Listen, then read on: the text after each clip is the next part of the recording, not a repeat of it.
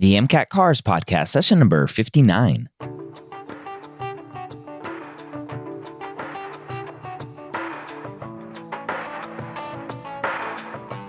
The Cars section of the MCAT gives thousands of pre-meds nightmares every night.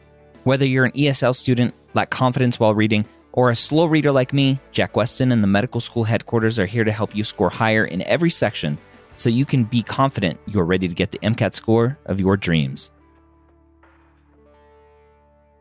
Welcome to the MCAT Cars podcast. My name is Dr. Ryan Gray, and as always, I'm joined by Jack Weston from jackweston.com. And I swear there's something about this podcast that I do with Jack. Whenever we cover a topic, whatever topic we are covering in this episode then shows up in the news and everywhere else.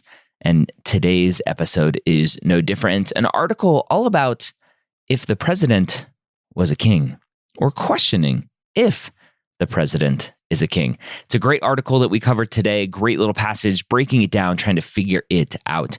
If you are looking for some more help in your MCAT Cars prep, go to jackweston.com, check out his free resources or his course if you're looking for that as well. And you can save $100 off his course by going directly to the link medicalschoolhq.net/Jack Weston. Again, medicalschoolhq.net/Jack Weston will activate the $100 off coupon. There's no place to enter a coupon code or anywhere else to save that $100. Again, medicalschoolhq.net/Jack Weston will activate that $100 off coupon. And as always, that is a sponsored or an affiliate link. So if you use that link, I get supported here for this podcast and all the other podcasts that we create at MedEd Media. I hope you enjoy our episode today about the president and if he or she is a king. Jack Weston back for some more MCAT Cars podcast. How are you today? I'm doing great, Ryan. How are you? I'm excited. I'm excited to be here, excited to chat with you again, and excited to impact more lives through the MCAT Cars podcast. Yeah, it's very, it feels great to know that, there's so many students that are learning from this podcast. So I'm really happy to hear that. And I get a lot of feedback from students that, contact me and tell me how helpful it is. And I'll, always try to make this as relevant to students as I possibly can. And Ryan, I think you've done an excellent job at reading through these passages and explaining things from the point of view of a student. And it's great. I have fun with it. I love students. I just got back from a conference and met with a ton of students, and they love the podcast. So I'm excited to dive into another passage today. What do we have today? Yeah, so I know we're getting closer to the MCAT cycle, right? The MCAT season. And students are starting to think about the MCAT, starting to think about cars. So this passage that we're going to do or read is very relevant to the test. So it's going to be very similar to what you're going to see. It's going to present arguments, topics, the nature of the discussion is very similar. So we're going to see a passage that you may even see on your test. Who knows? Nice. And this particular passage does a great job at explaining the author's position. So we'll talk about the author's position today. We'll also talk about the angle the argument takes. So whenever the author says something, there's probably an argument and it has a specific angle. So we're going to look at that. And we're going to also notice the importance of reading the entire passage. I get a lot of students who attend my trial session, the free trial session for the course. And they always ask me, do I have to read the whole passage? Can I just read the first paragraph and maybe the last paragraph, or can I just skim? The answer is no. You really have to read the entire passage. And we'll see why that's going to be important later today. All right. I'm excited. And again, remember, enjoy, right? Try to enjoy these passages because then it will be better for you. Absolutely. All right. Again, if you want to follow along in the show notes, which if you're listening on or in a podcast app on your phone, just tap or swipe on the image and you will have a link to the article there. All right. First paragraph. Is the president a king? Question. I don't know. We'll find out. So nice, simple start here. Nice question here. It's interesting because it's almost like setting up the whole article with one sentence as a question to begin with. That's exactly what they're doing. They're probably going to discuss this a lot, and they want you to start thinking about it. So they'll question it, right? Yeah, exactly. I like it. All right. The question may sound absurd, but you'd be surprised. A great many lawyers, politicians, judges, and policy experts think that the U.S. Constitution builds from exactly that starting point. All right, so the author here is kind of pointing out, hey, it may sound crazy, but it looks like it's a debate, and some people think that our Constitution is built upon that premise that the president is a king. Exactly. So this is one side of the argument, right? That, hey, look, lawyers, judges, all these different people are looking at this as something that might be true. Yeah. All right. I'm interested. It got me hooked. So I'm pretending I'm interested, and we'll keep reading and see what happens. Yeah. Well, the hard part is, what if you read this first sentence and you're not hooked, right? Yeah. And what if you try really hard and you're still not hooked? Keep going, because maybe there's going to be something in there that might interest you and might keep you hooked. But even if it isn't going to happen, at least you'll learn something new. At least you'll know about something you've never heard about, or you'll see things from a different perspective. Yep, I like it. Their argument relies on the first sentence of Article 2, which gives the president, quote, the executive power, end quote. All right, so the author here kind of backing up or giving us a little bit of evidence as to why people think the Constitution builds from the fact that the president is a king. Right, so Article 2, right? We don't need to know exactly what Article 2 says. That's not important. But the author is saying, look, they're using Article 2 to explain their point of view that the president is like a king. Mm-hmm. Yep. And by the way, one other thing I want to mention here, it quotes the executive power. It's quoting it because it's from the article specifically, but it's also another way of showing you that maybe the president is a king because there is power associated to this word, this terminology. Yeah. Okay. That phrase, they claim, was originally understood as a generic reference to monarchical authority. All right. So again, the author saying the executive power that was pulled from Article 2 is a generic reference to this monarchical authority. Right. Now, is that true, or is that something that they're like saying based off an opinion? Is that an opinion, or is that a fact? I think it's an opinion because it's understood as. Exactly. So you have to really look out for those subtle words that can tell you whether it's a fact or an argument. And that's going to be very important. In this case, this is what people who believe the president is a king would want you to think, right? That it comes from this monarchical past. But we don't really know. We don't, this is just their point of view. We don't really know what their ideas were, what it's based off of, right? So you don't get fooled into thinking, well, isn't this a fact? It's not a fact, right? Remember, when you're reading, you really have to have a sense of skepticism. You have to be a little skeptical while you're reading, because everything the author is telling you is a point of view. A point of view could be right or wrong, right? That's not really it's not really up to us to decide if it's right or wrong. We just have to listen to the different points of views.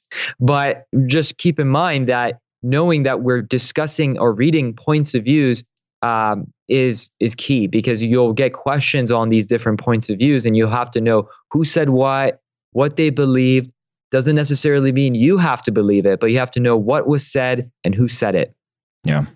Okay. This means, they say, that the American president must have been given all the prerogatives of a British king, except where the Constitution specifies otherwise. So again, just kind of referring back to what this executive power means. Right. And notice it says this means they say, right? So this is from their point of view. Yep. Is this the author's point of view by any chance? No. Is this with the... We don't know yet, but Right, we don't know yet. Just because the author brings it up doesn't mean it's the author's point of view. Ryan, how would you know that it's the author's point of view if it was? I think, right, if it said I think, or I don't know, like this. Maybe if like they say wasn't in there and they claim wasn't in there, those extra pieces of information.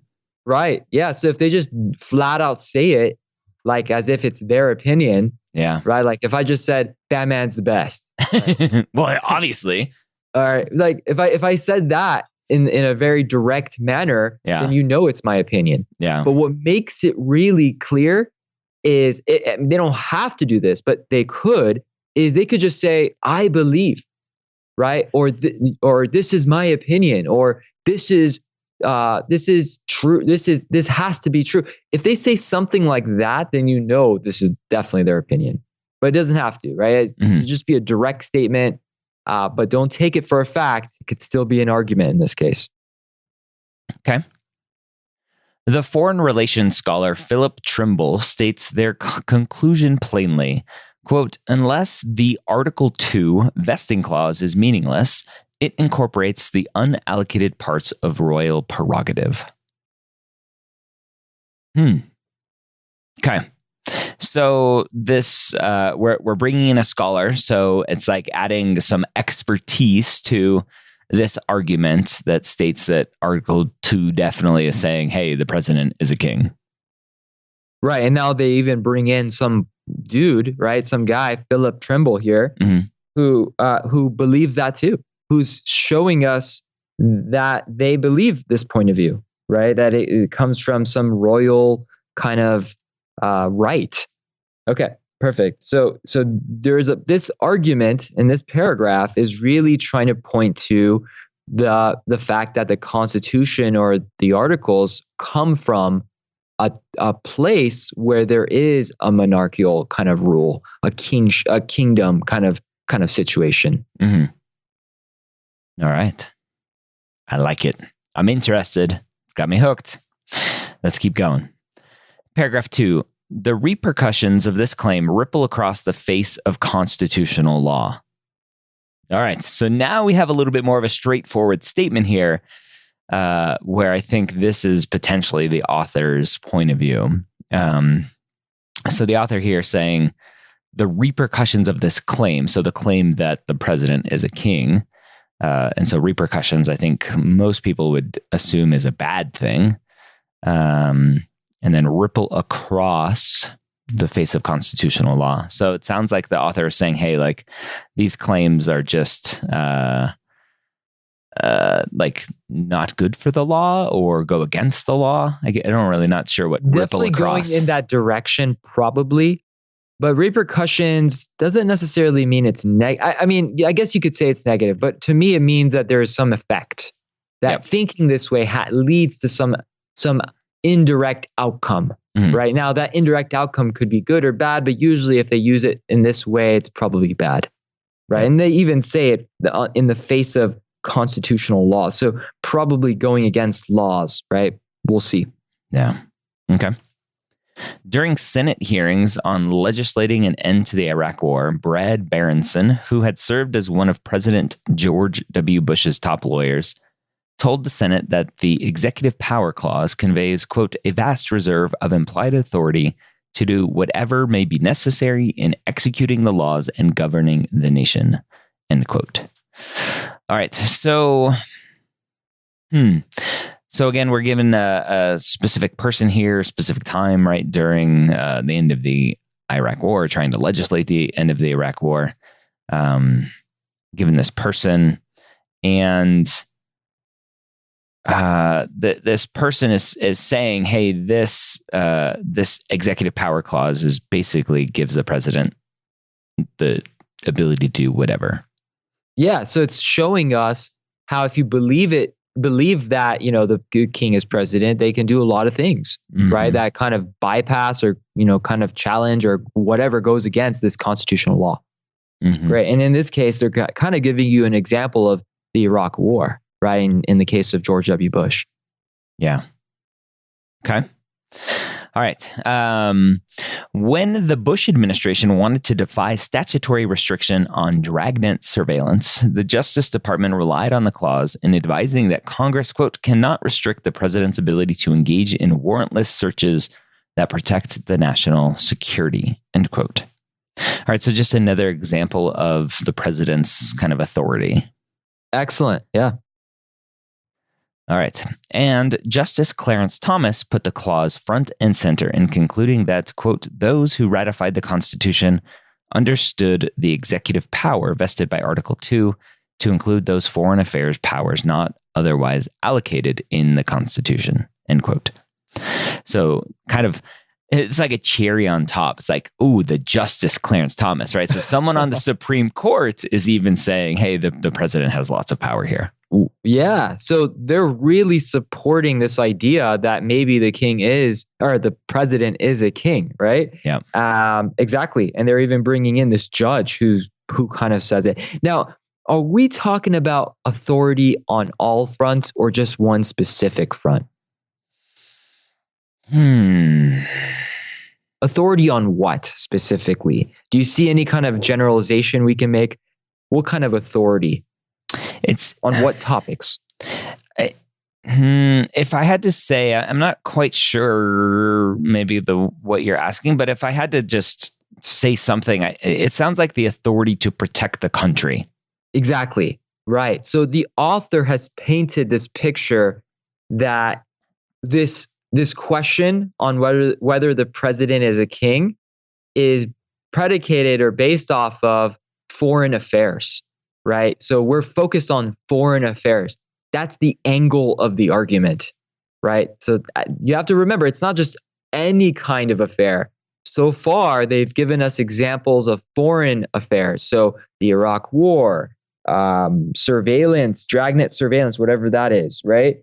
And then also this idea of, and even Justice Clarence Thomas says foreign affair powers. Right. So when I'm reading this, I'm keeping that in mind. That's not necessarily something I have to write down or highlight, but I understand the angle this argument is taking is from the point of view of foreign affairs. Yeah. Okay. So it's interesting. After reading that whole paragraph, my initial statement on that first sentence completely changes, because how I read it the first time was that the author is saying, all of this is wrong, but really what the author was saying with ripple across the face of constitutional law is really just setting up how impactful it is to laws in this country, this whole executive power thing. That's correct. And this is what happens when you read a sentence that you don't fully get. You start making assumptions. Now, it's not bad to make assumptions because these assumptions can guide you with your predictions, right? Your predictions usually help you. They're trends that you noticed before, so you're trying to use that to understand new information. It's kind of like a schema, but that could be disastrous because if you don't fully understand that first sentence, or if you commit to what you originally thought, you may not interpret the rest of this paragraph properly. So it's very important to acknowledge or be honest about what you do and don't really understand. In the first sentence, you got a sense that it's negative, right? Repercussions or the face of the Constitution. Maybe it's going against the Constitution. But there's, again, so many ways we could discuss this. By reading the entire paragraph and the context for it, it adjusts our interpretation. It adjusts the way we perceive this first sentence. And that's what you did. You adjusted. You realized, okay, I have to adapt. But the students who don't adapt are the ones who don't do well on this test because they're going in with their own bias, their own interpretations based on outside information, not necessarily listening to the author. And that causes all these problems, this headache. Yeah. Awesome. Love it. All right. Next paragraph. These aren't selective examples. So the author here is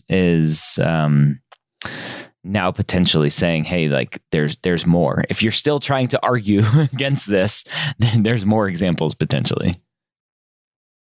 Okay. Yeah. And doesn't it seem like the author is kind of going towards this track? At least that's what I would assume or think, because we spent at least 2 paragraphs on it. Yep. Obviously, the author cares about it. Okay, go ahead. Pick a random recent controversy about presidential power, and you're almost certain to find the president as king claim woven into the debates. All right. So again, the author is just saying, hey, this is kind of everywhere. During the George W. Bush administration, the argument was used to defend the torture of prisoners, the evasion of habeas corpus, and the claim of authority to invade Afghanistan and Iraq without congressional authorization. So just more examples. Yeah, and now I'm thinking, well, is it just foreign affairs or is there more? I still think these are all foreign affairs, right? So I'm still thinking that way. But yeah, exactly. Still more examples of the same stuff. Yep. During the Obama administration, the argument surfaced in debates about the administration's defiance of a statute recognizing Jerusalem as the capital of Israel and about the use of force against Libya. So more foreign affairs, more examples. And supporters of the Trump administration have supercharged the claim, advocating a breathtaking theory of indefeasible imperial prerogative in areas ranging from the Russia investigation and workaday congressional oversight to immigration law and the bombing of Syria. All right, so just more examples. Most of them still a little bit foreign affairs, although Russia investigation is a little bit more home issues, although it's Russia. And then immigration law is a little bit more home affairs. Right. So basically, this paragraph is saying that any controversy about presidential power stems from the president as a king claim, right? So if you're thinking, oh, well, maybe the president shouldn't do this, well, someone might go, oh, well, the president's king. The president, the president can because of Article 2. Exactly. Okay. So still continuing on what we've been discussing. Great. Yep. After years of research into an enormous array of colonial, revolutionary, and founding era sources, I'm here to tell you that, as a historical matter, this president as king claim is utterly and totally wrong. All right, so I think I have the author's opinion now. Just going to put it out there. Yeah, I mean, that's exactly it, right? Like they're literally telling you, not so fast. This is not correct, right? Yeah. I mean, they can't say it any clearer than that. Yeah. Like are you going to get something that clear on your test? You could, but probably not. Probably not. Okay, they'll say it in a subtler way, so you have to just be a little bit more careful. But it should be very clear now. And here's the thing, okay? The reason why I tell students to read the entire passage is because we don't know the author's position until we read the whole damn thing. Okay, if you just read the first 2 or 3 paragraphs, you're screwed. You're going to go to those questions having the exact opposite opinion of the author. Yeah. Right? So read the whole thing, because if you read the whole thing, you won't miss out on important ideas or opinions that they may ask about. Yeah, interesting. I wish the car section was that easy, but right. Unfortunately not. All right. I've reviewed more than 1,000 publications from the 17th and 18th centuries for each instance of the word root exec, and have read most of those texts from cover to cover with the topic of presidential power squarely in mind. All right, so the author is now trying to set up his argument and why potentially we should listen to his or her point of view because of all of the reading that he or she has done. Right. They're establishing themselves as the authority, right? And that's what anyone would do, right? You try to brag about yourself and what you know so that you can prove a point. Yeah. Yeah. In verses, right? This person, I've reviewed more than 1,000 publications, read them cover to cover, versus I read Wikipedia yesterday. Yeah. Right. Very different. All right. I've read every discussion of executive power and presidential authority that appears in the gigantic compilation of archival materials known as the Documentary History of the Ratification of the United States Constitution.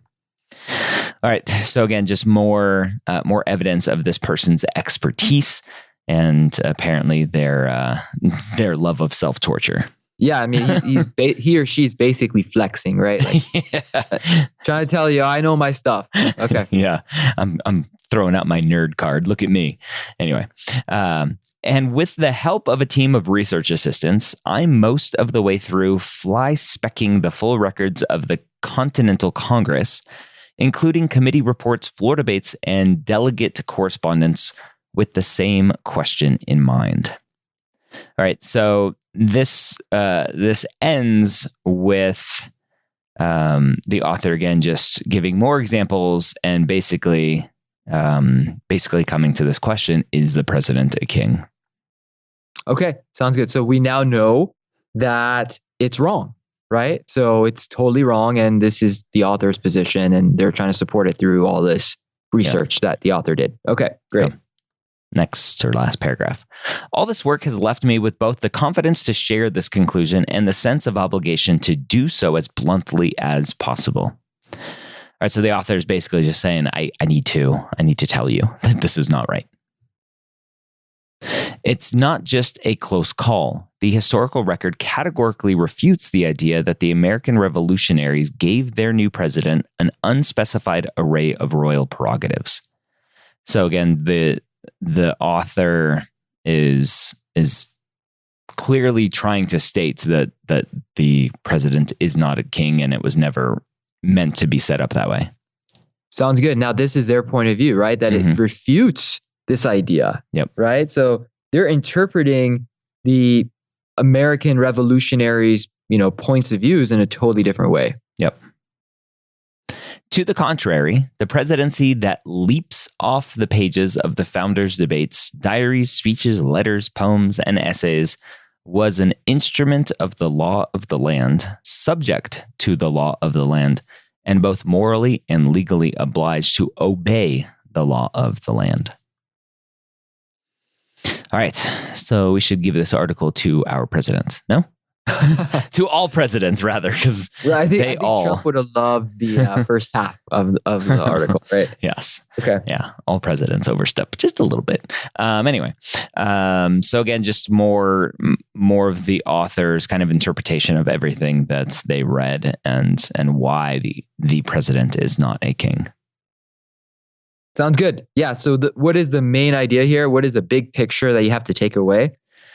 I think the big picture is that a lot of people will argue that Article 2 gives the president a lot of these kind of kingly abilities, but that's wrong, and we shouldn't interpret the Constitution in that way, or at least Article 2 in that way. The main idea literally is the author's biggest point of view.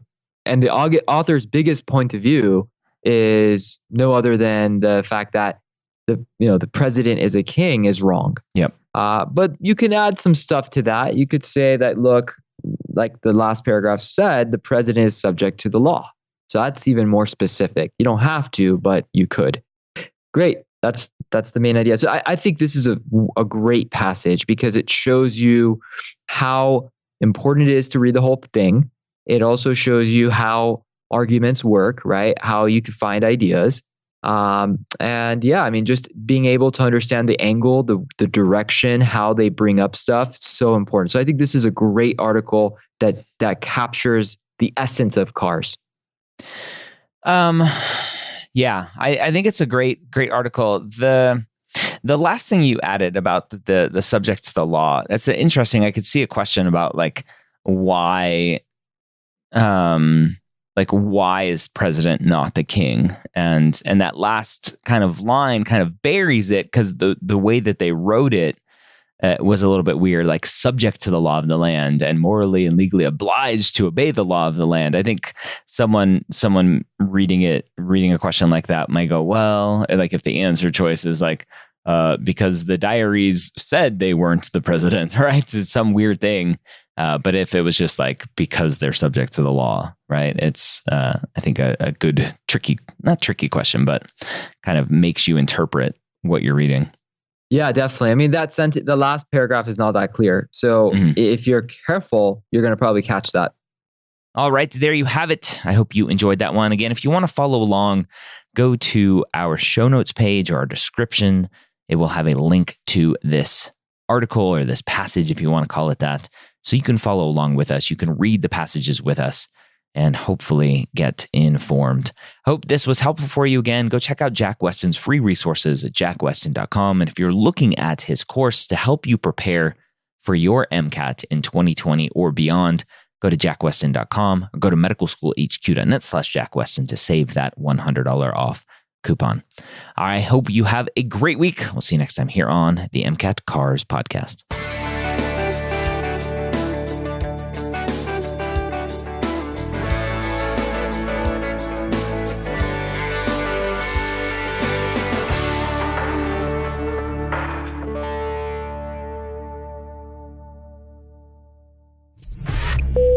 This is MedEd Media.